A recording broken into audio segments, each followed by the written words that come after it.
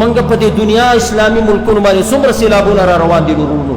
د دې لپاره الله ته توجه پکار ده الله ته جړا پکار ده منګ نافرمان یو منګ عاصیان یو منګ د الله د احکام خلاف کړی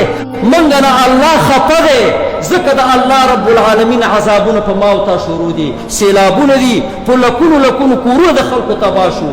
ماشومان یې وله یوړل سامانونه یې وله خراب کړل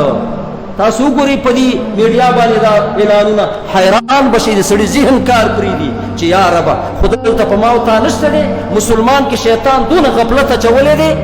چې بل کلي کې چاته تکلیف رسېږي دی دلته وایي ما ته امن دی زه خوشحاله یم خیر دی بل که تباه کېږي تباه شه د مسلمانانو صفت دا دی چې دی به په بل مسلمان باندې خفه کېږي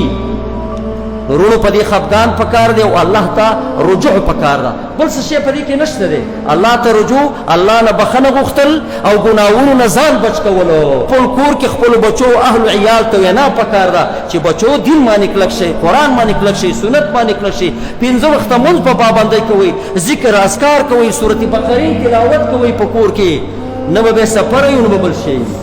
نو الله دې زما او ستاسو توجه دین ته پیدا کړي الله پاک دې موږ صحیح عاملین د قرآن او د سنت وګرځي اقول قولي هذا